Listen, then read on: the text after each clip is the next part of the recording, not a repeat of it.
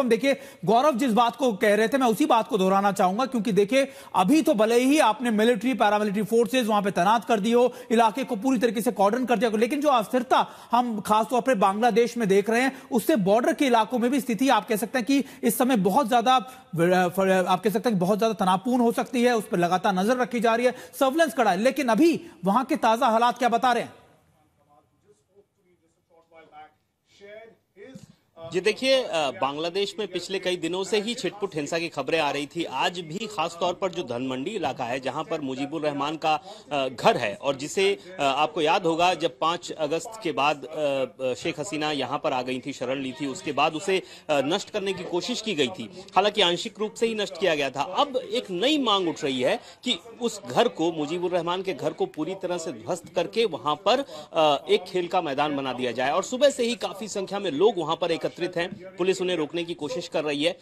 ऐसे में पुलिस और प्रदर्शनकारियों के बीच हल्की झड़प की खबर भी है, क्योंकि अगर आप इस पूरे प्रकरण को देखें तो इसमें एक चीज बिल्कुल स्पष्ट और साफ है कि 5 अगस्त से पहले तक जो सरकार भारत की मित्र कही जाती थी उसका जो कूटनीतिक तौर पर जो रिश्ता था वो धीरे धीरे बहुत खराब होने लगा। और आज हालात ऐसे हैं कि भारत विरोधी जो धारणा है वो काफी प्रबल है बांग्लादेश में। ऐसे में अवामी लीग के जो समर्थक हैं, जो उनके हितैषी हैं, वो भी कम संख्या में नहीं है। वहां पे लगभग 20 से 30% के आसपास अभी भी लोग ऐसे हैं जो अवामी लीग के समर्थक हैं या उनके हितैषी हैं। तो इनके जनमानस में किस तरह से शेख हसीना की जो छवि है उसको धूमिल किया जाए, उसको खराब किया जाए, जो इतिहास रहा है खासतौर पर बंगबंधु मुजीबुर रहमान का जो इतिहास रहा है, उसकी जो स्मृति रही है, उसको मनस्पटल से कैसे हटाया जाए ताकि वो एंटी इंडिया एक लहर में तब्दील हो। अनुपम, पूरी की पूरी प्रक्रिया में वो भी साफ झलक रहा है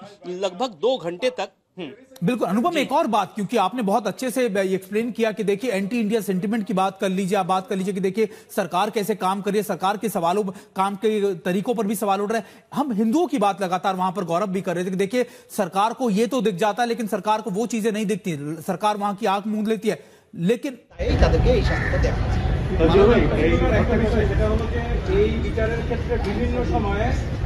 আসামিদের সরাসরি তারা না থাকলেও বলার চেষ্টা করেছেন বিচারের অস্বচ্ছতা এবং তারা রাজনৈতিক প্রতিহিংসার শিকার, বিশেষ করে আপনারা যারা এখানে আছেন बता रहे हैं कि कैसे लगातार वहां पर इस फैसले के बाद से ही सुरक्षा को खड़ा कर दिया गया है। शेख हसीना को मौत की सजा, फांसी की सजा सुनाई गई है। इनके अलावा उनके जो उस समय के गृह मंत्री थे उनको भी फांसी की सजा सुनाई गई है। हमारे साथ हमारे सहयोगी अनुपम मिश्रा जुड़े। अनुपम मिश्रा, एक बार फिर मैं आपका रुख करता हूं, आपसे जानना चाहूंगा कि अभी जो चुनाव होने हैं उस पर इस फैसले का सीधे तौर पर कैसा असर पड़ेगा, खास तौर पर वहां पर जो मोहम्मद यूनुस की सरकार है वो इसका कैसे एडवांटेज ले सकती है? जी देखिए, इस फैसले का बांग्लादेश में बहुत ही दूरगामी असर पड़ने वाला है। उसकी वजह भी मैं आपको बता रहा हूं। फिलहाल पिछले 1.5 सालों से बांग्लादेश में जो जनमानस है उसकी जो स्थिति है वो ऐसी है कि उसे एंटी इंडिया एक लहर जो क्रिएट करने की कोशिश की गई थी उसमें बहुत हद तक मोहम्मद यूनुस कामयाब रहे हैं। जो अंतरिम सरकार है वो बहुत हद तक उस पर कामयाब रही है। अब फरवरी में इलेक्शन होने हैं। ऐसे में बीएनपी और जमात, 2 पार्टियां वहां पर हैं जो राजनीतिक पार्टियां हैं, जो प्रबल दावेदार हैं।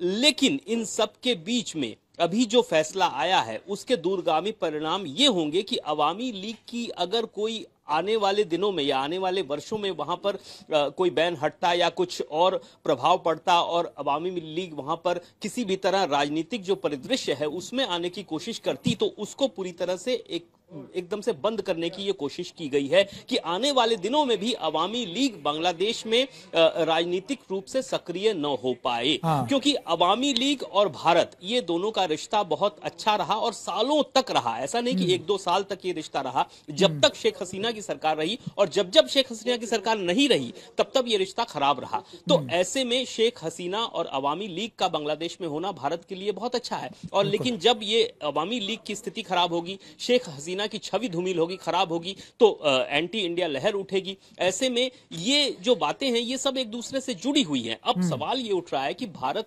कूटनीतिक तौर पर इसको किस तरह से देख रहा है। भारत से लगभग 4000 किलोमीटर के से भी ज्यादा की सीमाएं बांग्लादेश से सटी हुई हैं। 5 राज्य ऐसे हैं जिनसे ये सीमाएं मिलती हैं।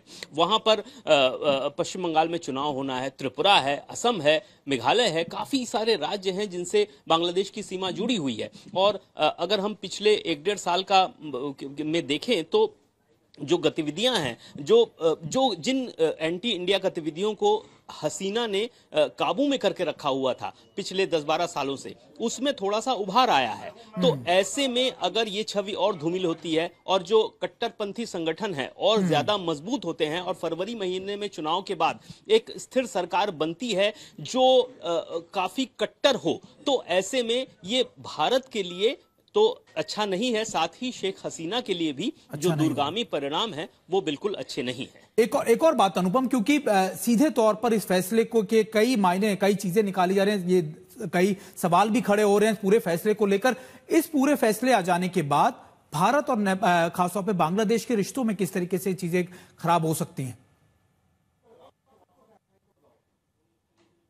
जी देखिए, भारत और बांग्लादेश के रिश्ते तो 5 अगस्त के बाद से ही खराब हो गए थे। जब शेख हसीना को वहां से निर्वासित किया गया और शेख हसीना ने भारत में शरण ली और अंतरिम सरकार बनी मोहम्मद यूनुस के नेतृत्व में, तो तभी से ही ये रिश्ते खराब हो गए। ये प्रत्यार्पण की मांग की गई, वापस लौटाने को कहा गया बांग्लादेश सरकार की ओर से, लेकिन भारत ने उसे नहीं माना। तो ऐसे में बांग्लादेश के साथ भारत के रिश्ते अभी बहुत अच्छे टर्म्स नहीं हैं। ऐसे में और अगर खराब होते हैं तो कि ये पड़ोसी राज्य है भारत का और पड़ोसी राज्यों से बहुत अच्छे टर्म्स होने जरूरी होते हैं। लेकिन ये तो विडंबना ही कहिएगा कि जो सरकार वहां पर है और इस तरह की स्थिति, जो खराब संबंध है, ये तो तब भी थी जब बीएनपी वहां पर मौजूद थी। जब बीएनपी ने सालों पहले शासन किया बांग्लादेश में, तब भी भारत के साथ उसके रिश्ते खराब रहे।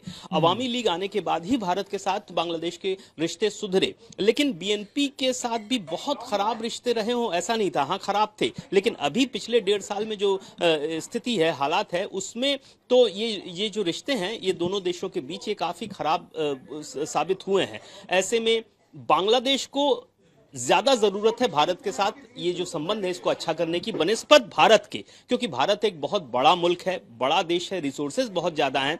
जो निर्भरता है, जो व्यापार है भारत और बांग्लादेश के बीच में, उसमें बांग्लादेश ज्यादा निर्भर है भारत पर, जबकि भारत उतना निर्भर नहीं है बांग्लादेश पर। तो ये भारत के लिए जितना लागू होता है अच्छे संपर्क स्थापित करना, ये बांग्लादेश के लिए उससे कहीं ज्यादा लागू होता है। ऐसे में ये बांग्लादेश सरकार को समझना होगा कि अगर एंटी इंडिया लहर वो उठाकर वहां पर काम करने की कोशिश कर रही है या किसी दूसरे मुल्क, संभवतः पाकिस्तान के साथ अच्छे रिश्ते कायम करने की कोशिश कर रही है, जो उससे फिजिकली काफी दूर है, जो डिस्टेंस है काफी दूर है। अनुपम, सबसे बड़ी बात ये, क्योंकि अनुपम एक बात सबसे महत्वपूर्ण जो समझ में आती है वो ये आती है, देखिए ठीक है, एक कानूनी प्रक्रिया एक जगह है, लगातार उसमें प्रोसेस क्या फॉलो हुआ वो लगातार मॉनिटर किया जाएगा, रिव्यू किया जाएगा, लेकिन एक बहुत महत्वपूर्ण बात यह कि फैसला आने के थोड़ी देर बाद ही उनके घर पर बुलडोजर भेज दिए गए। बांग्लादेश का वजूद या फिर आप कह सकते हैं वजूद के जो निशान थे उनको मिटाने की कोशिश की जा रही है। तो सरकार के कामकाज और उनके रवैये पर भी सवाल उठ रहे हैं कि देखिए, क्या सरकार ये पहले से तय मान चुकी थी कि देखिए इसी फैसले को आड़ पर रखकर ना सिर्फ अवामी लीग को नुकसान पहुंचाया जाएगा, उसकी जो आप कह सकते हैं वजूद है, उसकी जो हिस्ट्री है उसको खत्म किया जाएगा, ताकि भारत के साथ जो नजदीकी है, जो बॉन्ड है, उसको कहीं ना कहीं खत्म किया जा सके।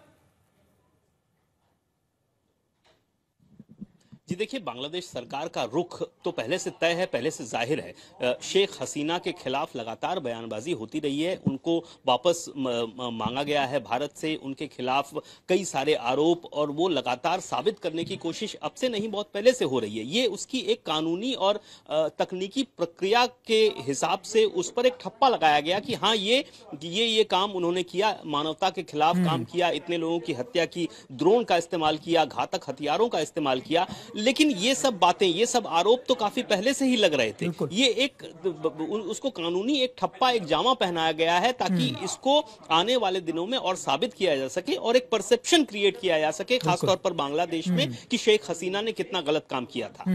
और अनुपम एक नैरेटिव डिसाइड किया जा रहा है, शायद मुझे लगता है कि इलेक्शन से पहले एक ऐसा नैरेटिव डिसाइड किया गया जिससे ना सिर्फ उनकी पार्टी को, उनकी इमेज को, बल्कि एक वन साइडेड इलेक्शन हो, ताकि वो सरकार जो लगातार वहां पर बैकअप में, जिसको आप कह सकते हैं कि जिस तरीके से गौरव भी हमसे डिस्कस कर रहे थे कि देखिए पाकिस्तान की कई एजेंसीज का उनको समर्थन, लगातार बाहरी विदेशी सपोर्ट उनको मिल रहा है, उस सरकार को, उन नुमाइंदों को लाया जा सके। अभी क्योंकि शेख हसीना के साथ साथ जो उनके पूर्व गृह मंत्री थे उनके खिलाफ भी दोषी माना गया, उनके खिलाफ भी, क्या वो भी अपील कर सकते हैं या फिर वो भी देश से बाहर हैं? और दूसरे जो दोषी माने गए उनका क्या अभी अपडेट है?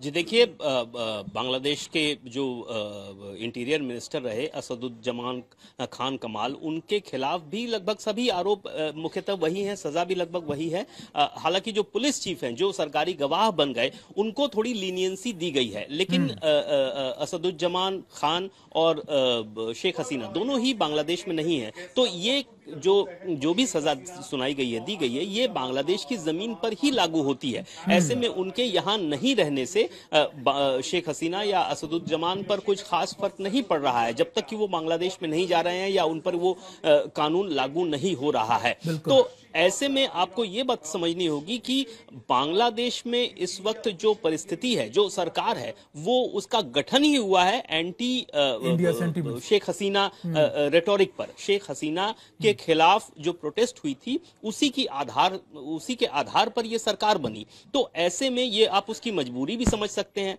ये उसकी